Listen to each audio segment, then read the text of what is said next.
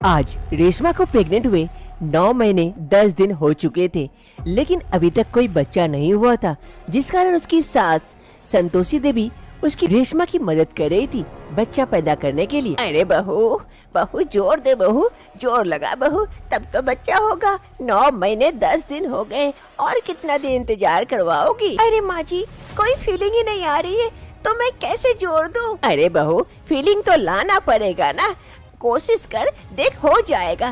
जोर लगा के हैसा, जोर लगा के हैसा। इधर रेशमा को कोई फीलिंग नहीं आ रही थी बच्चा होने का, लेकिन तब भी वो अपनी सास की बात सुनकर जोर लगाती है।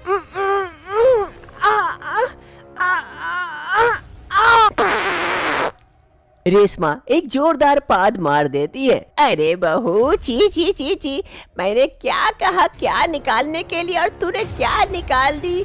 तुझे पाद मारने के लिए थोड़े न कहीं बच्चा निकालने के लिए कह रही हूँ। ची ची बहू। अरे माँ जी, जोर लगाने से यही निकल रहा है, अब मैं क्या करूँ? क्या पता तेरा कौन सा बच्चा है जो इतना समय लगा रहा है बाहर आने में? अरे माँ जी, हो सकता है समय बदल रहा है, हवा पानी बदल रही है, जिस कारण हो सकता है बच्चा अब काफी दिनों बाद निकलेगा। क्या पता इंसान का बच्चा है कि हाथी का बच्चा जो 2 साल में निकलेगा। रेशमा के बच्चे होने का समय हो गया था, उसका पेट भी बड़ा हो चुका था, लेकिन उससे बच्चा नहीं हो रहा था। आखिर उसके पेट में क्या है जो अभी तक बच्चा नहीं हो रहा है? समय होने के बावजूद जानने के लिए कुछ समय पहले चलते हैं। कृष्णा और रेशमा एक दूसरे से प्यार करते थे। दोनों मंदिर में शादी करके कृष्णा रेशमा को अपने घर लेके आता है। माँ, अरे माँ बाहर आओ, देखो तुम्हारे लिए मैं क्या लेके आया हूँ। अरे आ रही हूँ। क्या लेके आया मेरे लिए इस उम्र में और मेरे लिए? अरे कृष्णा, ये क्या, तुमने तो शादी करके लेके आ गया। अरे हाँ माँ, तुम्हारे लिए बहू लेके आया हूँ। अब से तुम्हें और घर का सारा काम अकेले नहीं करना पड़ेगा। अब से रेशमा भी तुम्हारे हाथ बटाएगी। अरे ये तो बहुत अच्छा किया, मेरी प्यारी बहू दिखने में कितनी सुंदर है। आओ बहू, घर के अंदर आओ। संतोषी देवी अपनी बेटे बहू को घर के अंदर लेके जाती है। दूसरी सुबह रेशमा की सास संतोषी देवी चाय बना रही होती है। तभी वहाँ पर रेशमा पहुँचती है। अपनी सास को चाय बनाते देख बोलती है, अरे माँ जी, ये क्या कह रहे हैं? अरे बहू उठ गई, आ बैठ, चाय बना रही हूँ, अभी देती हूँ। क्या माँ जी, मेरे होते हुए आप बना रहे? आप हटिए, मैं बना देती हूँ। अरे नहीं बहू, अभी तो कल ही तेरी शादी हुई है, अभी थोड़ा समय रख, फिर धीरे धीरे इस सब में हाथ बटाना। अभी तू खाना वाना सब बनाने लगी है तो कैसे चलेगा? मैं हूँ ना अभी। क्या माँ जी, आप मुझे अपना समझते नहीं है, इसीलिए तो मुझे चाय भी बनाने नहीं दे रहे। आप हटिए, मैं बनाती हूँ ना। आप बैठिए, देखिए मैं बहुत अच्छा टेस्टी चाय बनाती हूँ। एक बार पियेंगे, बार बार फिर बोलेंगे। अच्छा चल बहू, इतना जिद कर रही है तो तू ही बना। फिर संतोषी देवी वहाँ से उठ जाती है और इधर जाकर रेशमा चाय बनाने लगती है। तभी वहाँ पर कृष्णा आता है। अरे माँ, रेशमा मैं खेत जा रहा हूँ।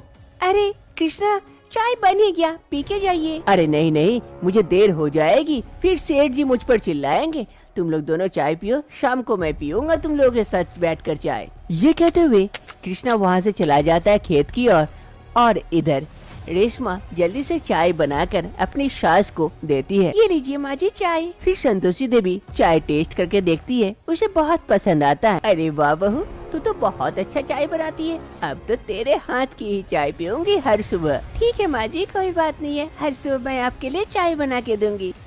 कृष्णा और बाकी सभी गांव वाले सेठ जी के खेत में काम करते थे। सेठ जी काफी कम पैसा दिया करते थे मजदूरी के नाम पर, और ज्यादा काम करवाते थे। जैसे तैसे कृष्णा का घर चलता था। ऐसे ही दिन बीतने लगते हैं।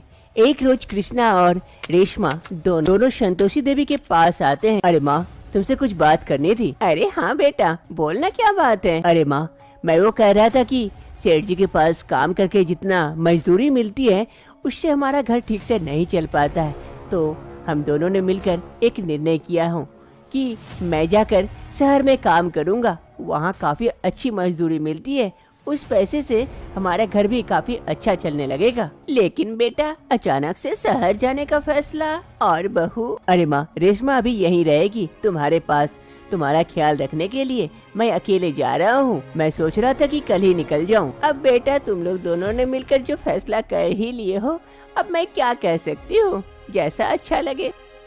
दूसरी रोज ही सुबह सुबह कृष्णा निकल पड़ता है शहर के लिए। अब घर में रेशमा और उसकी सास रहती है। ऐसे ही धीरे धीरे वक्त बीतता है।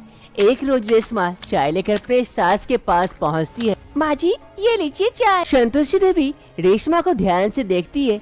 देखकर ताज्जुब हो जाती है। अरे बहू, तेरा पेट इतना बड़ा हो गया है, कहीं तू प्रेग्नेंट तो नहीं है ना? अरे माँ जी, हो सकता है, क्योंकि पीरियड्स भी नहीं आ रहे हैं।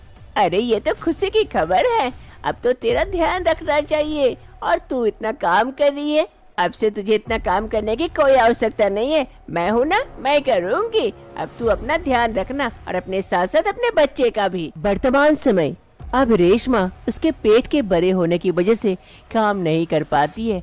अब सारा काम उसकी सास ही करती है। अरे बहू, मुझे तो खूब चिंता हो रही है। इतना समय हो गया लेकिन अभी तक बच्चा नहीं हुआ। हमें जाना चाहिए। हम आज ही चलते हैं ओझा जी के पास। वहाँ से तुझे दिखा के आएंगे। वो जरूर कोई दवाई देंगे जिसे देखना तेरा बच्चा हो जाएगा जल्दी। ठीक है माँ जी, चलते हैं तब। वैसे कृष्णा को भी गए हुए कितने समय हो गए, अभी तक वो नहीं आया है। तो अब मैं क्या कर सकती हूँ? मुझे इस बच्चे का ख्याल रखना चाहिए। दूसरे गांव में एक वैद्यराज जी बैठा करते थे। वो हर किसी को दवाई दिया करते थे जिससे सबका रोग का निवारण होता था। वहीं पर आज सास बहू दोनों पहुंच जाते हैं वैद्यराज जी के पास उसकी बहू के लिए। नमस्कार वैद्यराज जी। अरे नमस्कार नमस्कार, कहिए क्या दिक्कत हुई? अरे वैद्यराज जी, जरा देखिए ना मेरी बहू को।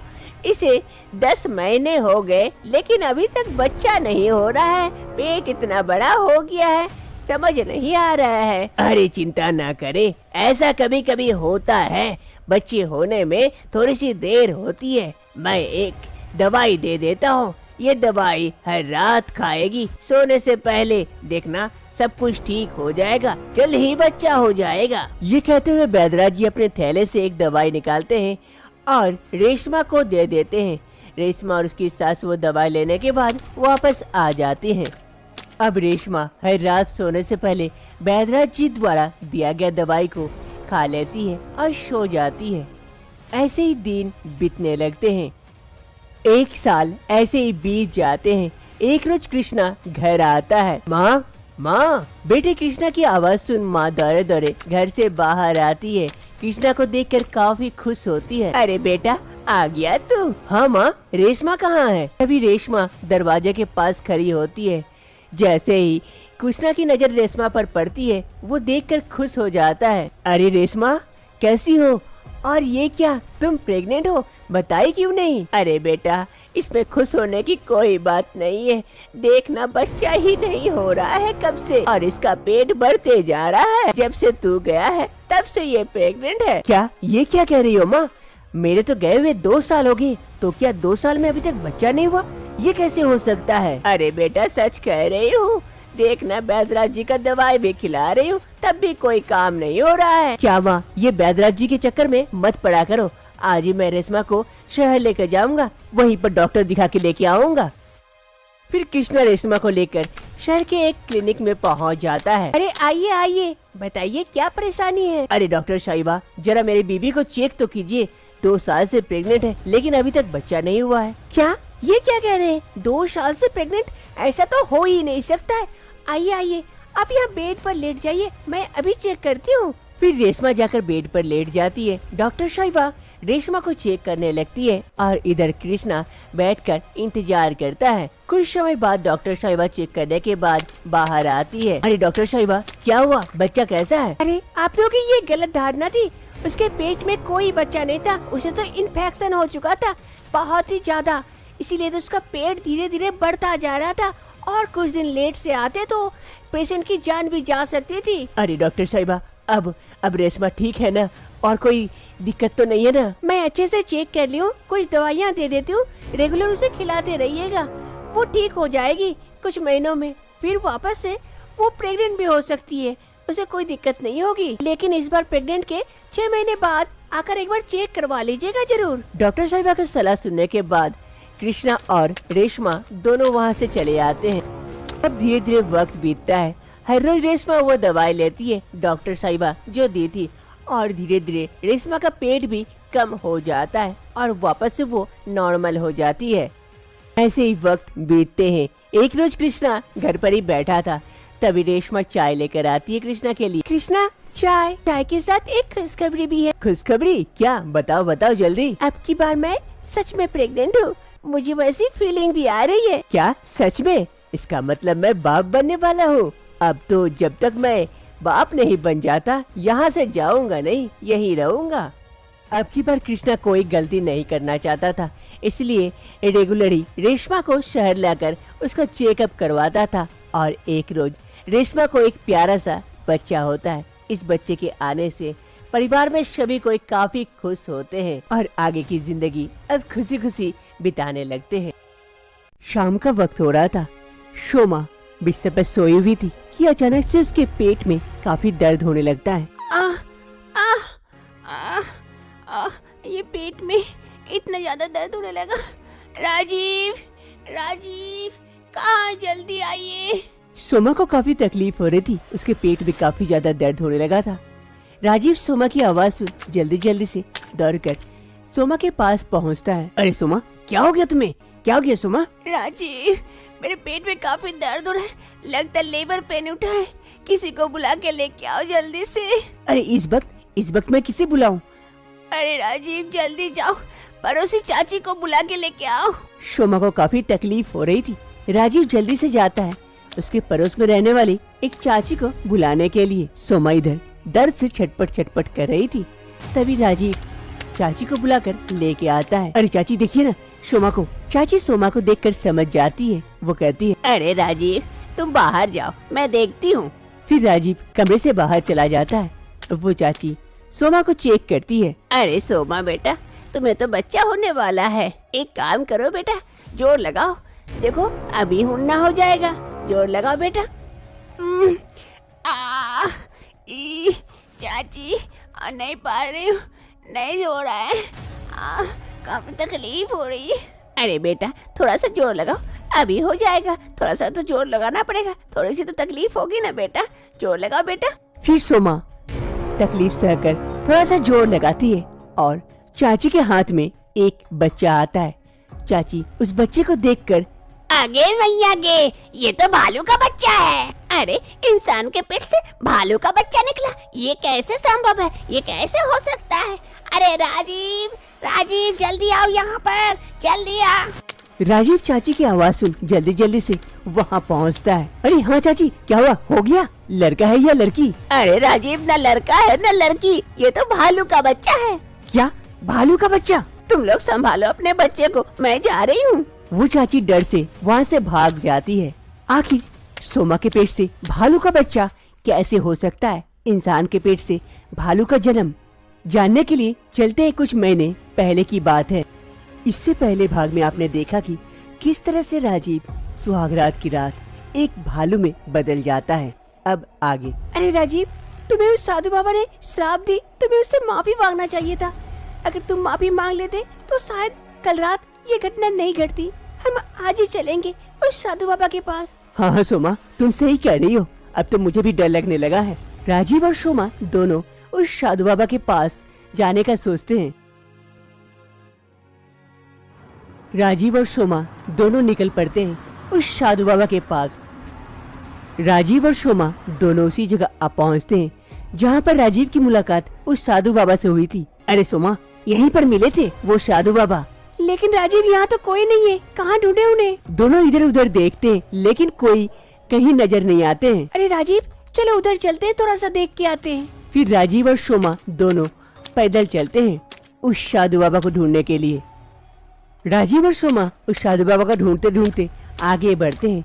सामने उसे एक गुफा नजर आती है। राजीव, वो देखो सामने एक गुफा।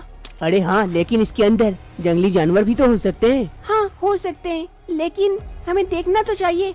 चलो ना, चलते हैं अंदर, देखते हैं। फिर राजीव और सोमा दोनों डरते डरते उस गुफा के अंदर जाते हैं। धीरे धीरे राजीव और सोमा धीरे धीरे गुफा के अंदर आते हैं।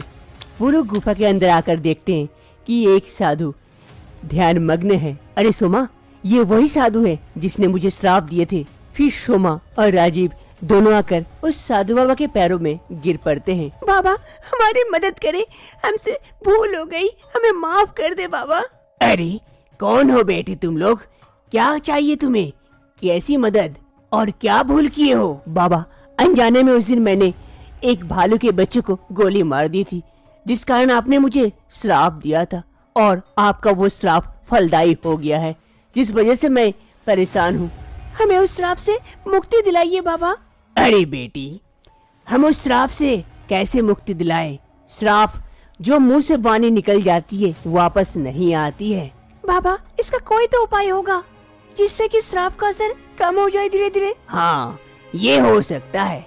एक काम करना, हर सोमवार को महादेव पर जल अर्पित करना, देखना धीरे धीरे श्राप का असर कम हो जाएगा और उनसे माफी मांगना तुम्हारे इस कर्म के लिए। धन्यवाद बाबा, आपकी जय हो। फिर वो साधु बाबा ध्यान मग्न हो जाते हैं और इधर सोमा और राजीव दोनों वहाँ से चले आते हैं। उस साधु बाबा के कहे अनुसार हर सोमवार को सोमा और राजीव दोनों शिव मंदिर पहुँच जाते हैं जल अर्पण करने के लिए। दोनों जल अर्पित करते हैं और भोले बाबा से माफी मांगते हैं। हे भोलेनाथ, मुझे माफ कर दे, मुझे अपने कर्मों का पश्चाताप है। हे भोलेनाथ, इनका श्राप वापस कर ले, इन्हें अब पहले जैसा कर दे, इन्हें ठीक कर दे। अब ऐसे ही दिन बीतने लगता है। अब हर रात सोमा जागती है क्योंकि रात के वक्त ही नीरज का शरीर परिवर्तित होकर भालू का बन जाता है। एक रात सोमा जाग रही थी, नीरज सो रहा था। सोमा को लग रहा था कि अब उसका पति भालू में परिवर्तित होगा। ऐसे ही करते करते पूरी रात बीत जाती है, लेकिन उसका पति और भालू में परिवर्तित नहीं होता है। सुबह की पहली किरण के साथ सोमा काफी खुश होती है। भोलेनाथ, जय हो, भोलेनाथ की जय हो, आपने इनका श्राप वापस ले लिया। धन्यवाद भोलेनाथ, आपका बहुत बहुत धन्यवाद। सोमा और राजीव काफी खुश थे। राजीव का श्राप खत्म हो जाने की वजह से अब धीरे धीरे वक्त बीतता है। सोमा प्रेग्नेंट होती है। एक रोज सोमा किचन में थी। सोमा का 9वां महीना चल रहा था। तभी वहाँ पर राजीव आता है। अरे सोमा, तुम्हारा 9वां महीना चल रहा है और तुम किचन में काम कर रही हो, तुम्हें तो रेस्ट करना चाहिए। अरे राजीव, दिन भर बैठ बैठ कर तो थक जाती हूँ, थोड़ा बहुत तो काम कर भी लेना चाहिए। वैसे भी मैं अपना ध्यान रख सकती हूँ। अच्छा बाबा, चलो ठीक है, मैं ऑफिस जा रहा हूँ, अपना ध्यान रखना और अगर कोई भी चीज की जरूरत हो तो मुझे फोन कर देना। फिर राजीव वहाँ से चला जाता है और सोमा अपना काम करने लगती है। राजीव, ये भालू का बच्चा कहाँ से हुआ? मतलब वो साधु बाबा का श्राप वापस नहीं हुआ था? अरे सोमा, मैं भी तो वही समझ नहीं पा रहा हूँ, हमें उस साधु बाबा से मिलना चाहिए। हाँ राजीव, कल सुबह सुबह ही हम लोग चलेंगे वहाँ। दूसरी सुबह ही सोमा और राजीव उस छोटे भालू को लेकर उस साधु बाबा की गुफा में पहुँच जाते हैं। बाबा, ये क्या हो गया बाबा? हाँ बाबा, ये अनर्थ कैसे हो गया बाबा? क्या हुआ बेटी? बाबा ये देखिए ना, मेरे पेट से ये छोटे भालू का जन्म हुआ है, अब मैं क्या करूं? अरे बेटी, ये तो होना ही था। मैंने तुझे कहा था कि श्राप से मुक्ति मिलेगी, लेकिन ये नहीं कहा था कि इस श्राप से तेरा पति जो भालू बन जाता था, उस श्राप से तुझे मुक्ति मिल चुकी थी, लेकिन तेरे पेट से तो इस भालू के बच्चे का जन्म होना ही था। यही नियति थी, क्योंकि तेरे पति ने जिस भालू के बच्चे को गोली मारी थी, वो भालू का बच्चा मर गया था और मरते मरते मुझसे कह कर गया था कि वो वापस आएगा मेरे पास। आज उसी भालू ने तेरे पेट से जन्म लिया और फिर से मेरे पास आ गया। इसे मेरे पास छोड़ दो, इसे यहाँ रहने दो। अब तुम्हें श्राप से मुक्ति मिल गई है पूरी तरह से। अब तुम्हारा बच्चा इंसान का होगा। अब जाओ, तुम लोग अपनी जिंदगी खुशी खुशी बिताओ। जय हो बाबा की जय। जय हो बाबा की जय हो। फिर सोमा और राजीव उस छोटे से भालू को साधु बाबा के पास छोड़ देते हैं और चले जाते हैं। वो छोटा सा भालू उछलते उछलते साधु बाबा के गोदी में चढ़ जाता है। अरे तू आ गया मेरे पास फिर से। समय बीतने के साथ साथ सोमा फिर से प्रेग्नेंट होती है। फिर 9 महीने बाद सोमा एक प्यारे से बच्चे को जन्म देती है। इससे राजीव और सोमा काफी खुश होते हैं। अब वो लोग खुशी खुशी रहने लगते हैं।